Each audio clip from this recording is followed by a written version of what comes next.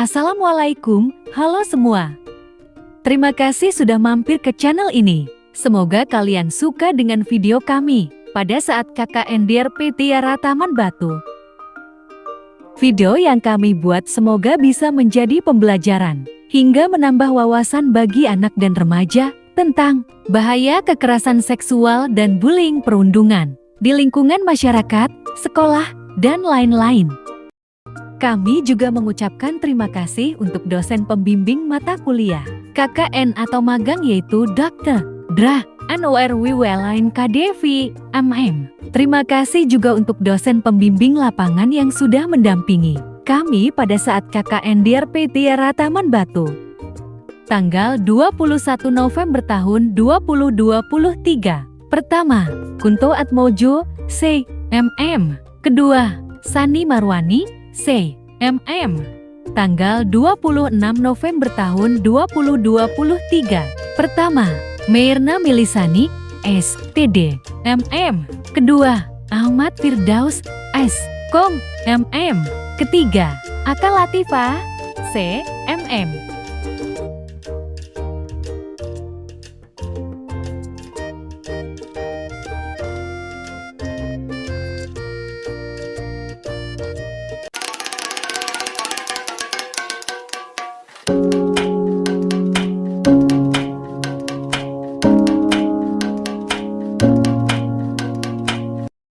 Hari pertama, 21 November tahun 2023. Sosialisasi tentang kekerasan seksual terhadap anak dan remaja.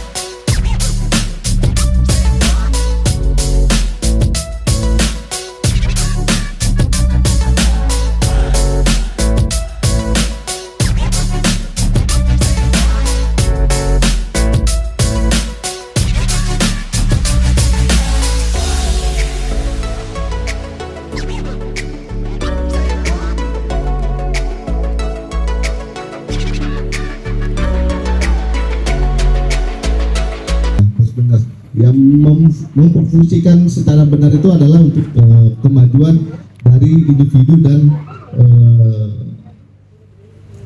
bangsa ini ya. Tapi ada yang namanya untuk mensalahgunakan seperti di sosial media itu sudah sudah tersebar ya. Kenapa korban cenderung lebih dulu meminta maaf? Kalau saya sih pendapat pribadi, ya Kakak Tika, Pak dosen, Ibu, ya itu sih balik lagi. Karena kita nggak punya keberanian, nggak punya rasa percaya diri, nggak punya, oh gue harus begini nih, gue harus ngadepin orang yang berkuasa. Ya rata-rata orang yang meminta maaf itu kalangan paling rendah, ya. Jadi orang yang di atas lebih berkuasa daripada kita. Ya, jadi orang yang berkuasa itu mau nunjukin nih bahwa orang rendah itu, mohon maaf bukan rendah mungkin dari finansialnya kita ataupun jabatan. Ya, mereka mau menunjukkan bahwa mereka itu bisa loh mengendalikan kita. Ya, caranya ya gitu, bisa bermain dari uang, jabatan, ya kekuasaan. Kayaknya hampir rata sih kayak gitu ya, jadi nggak cuma kalangan biasa, bahkan kalangan artis pun sama ya. Itu sih yang saya bisa jawab. Mungkin dari teman-teman ataupun ibu-ibu ada yang mau bertanya, silakan, ataupun mau menambahkan dari kelompok Kakak Tika. Ini udah agak redahan, nggak terlalu. Silakan Ibu.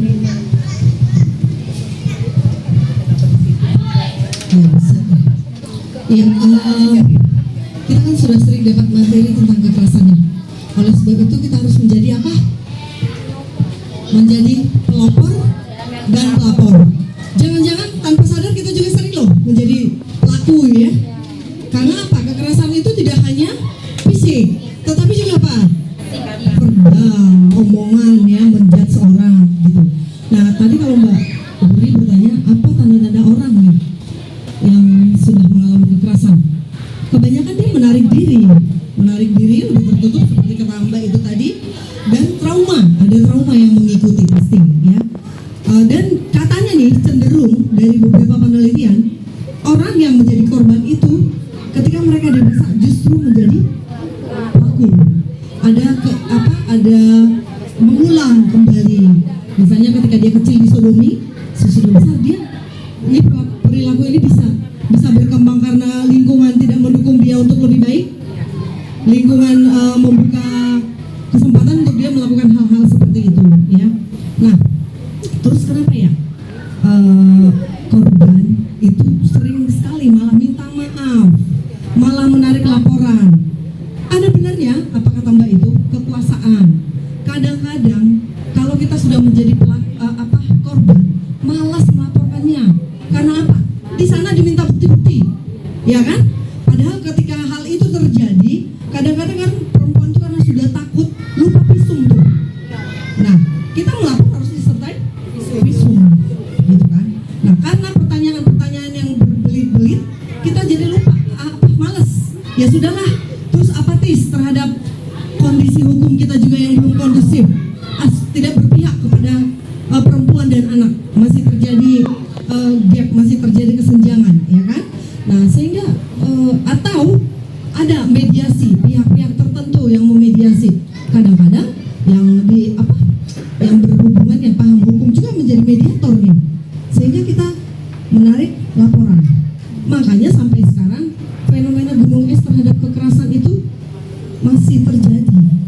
Ternyata di bawah ini lebih besar lagi masalah yang terjadi.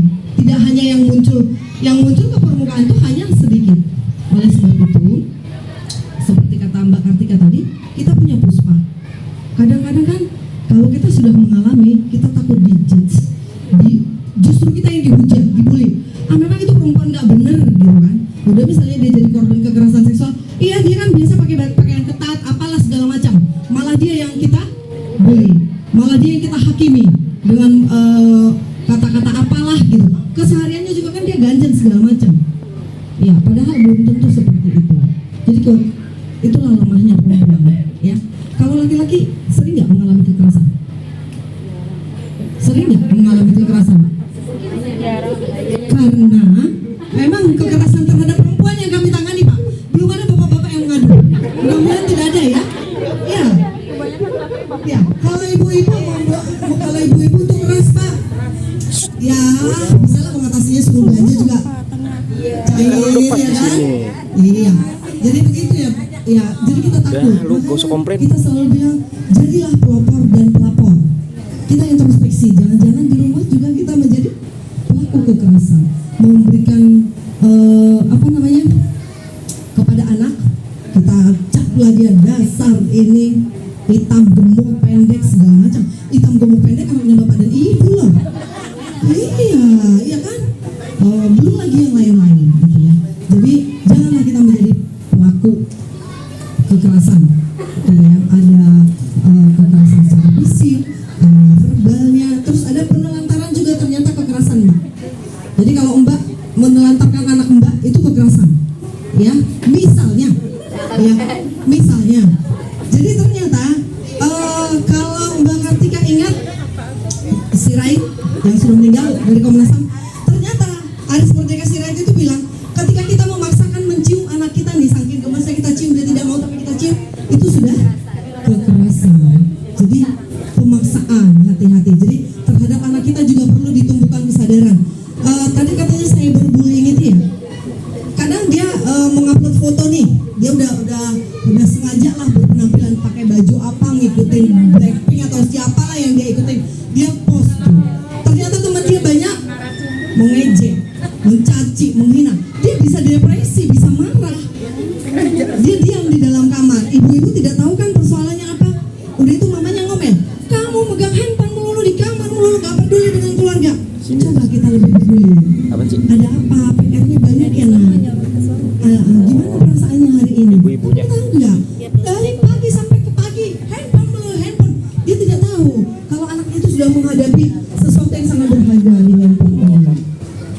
kita nih malas bercerita ke mamanya karena pasti dia yang misalkan. Oleh sebab itu kita mendengar, kita sensitif terhadap kebutuhan anak-anak kita dan lingkungan kita. Dan Mbak Kartika tadi sudah promosi Puspa, kan malu tuh. Saya dicolek loh sama papa saya, pasti dia malu. Nanti Bu jangan kasih tahu ya, ternyata ini kasih tahu sini, yang ini bilang jangan kasih tahu. Akhirnya itu jadi konsumsi publik, kasihan si anak. Ya udah ke Puspa aja.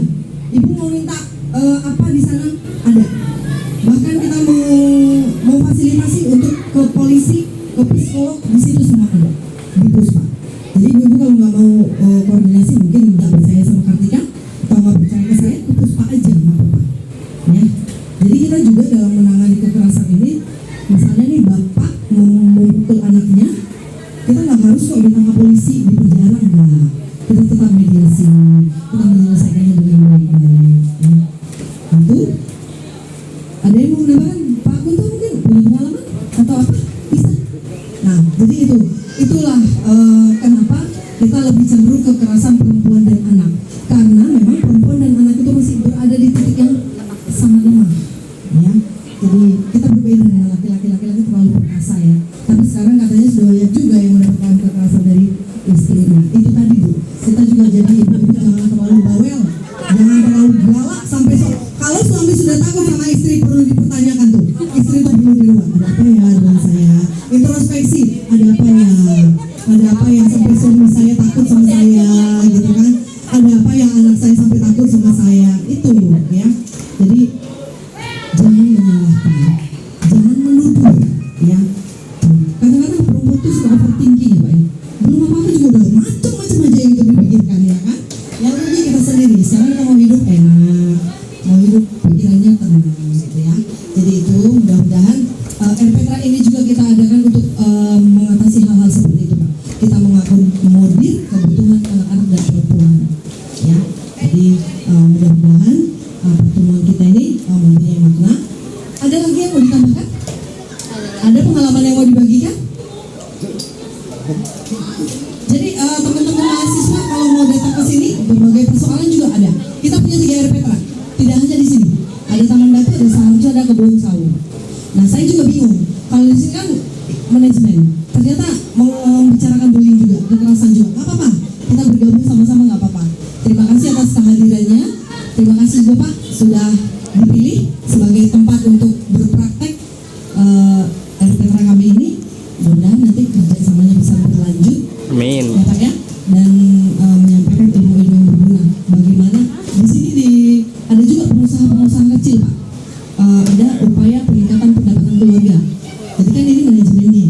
Bagaimana nih mengelola manajemen usaha supaya jangan ketika untung 2.000 langsung emaknya belanja 20.000 gitu kan. Kira-kira bagaimana gitu ya. Nah jadi benar nih nggak ada lagi yang mau bertanya? Aku udah mikirin cucian, udah mikirin masak nih di rumah. Nah dari ibu-ibu sudah cukup. Kalau bapak atau teman-teman dari mahasiswa masih pengen melanjutkan atau cukup? Cukup ya.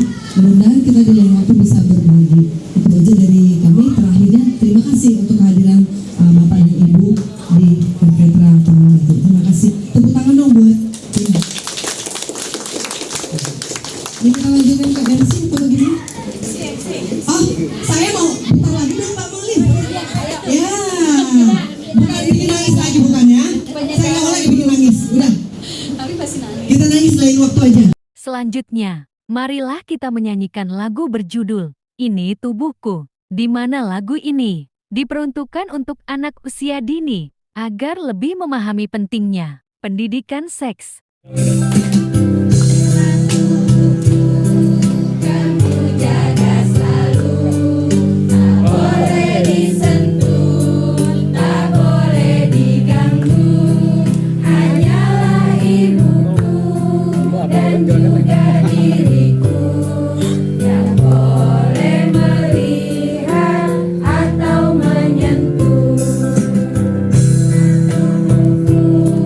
Kan ku jaga selalu.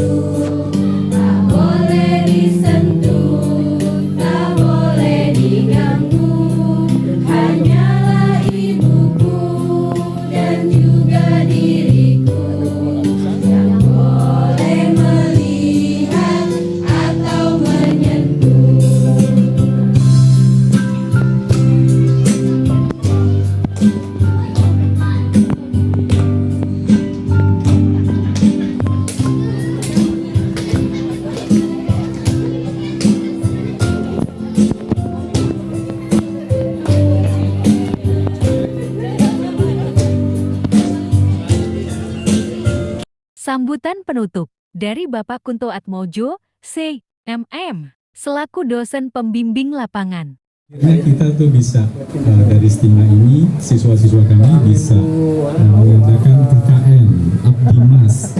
Jadi tujuannya biar didikan untuk bisa langsung terjun ke masyarakat. Kita banyak tempat sih. Kadang-kadang kita di mana di Kalibata yang di daerah banjir. Nah, terus di kerjasama dengan Koramil. Jadi banyak untuk pelaksanaan KKN. Jadi sekalian buat abdinas dosen juga ke siswanya juga. Mungkin itu dari kami juga.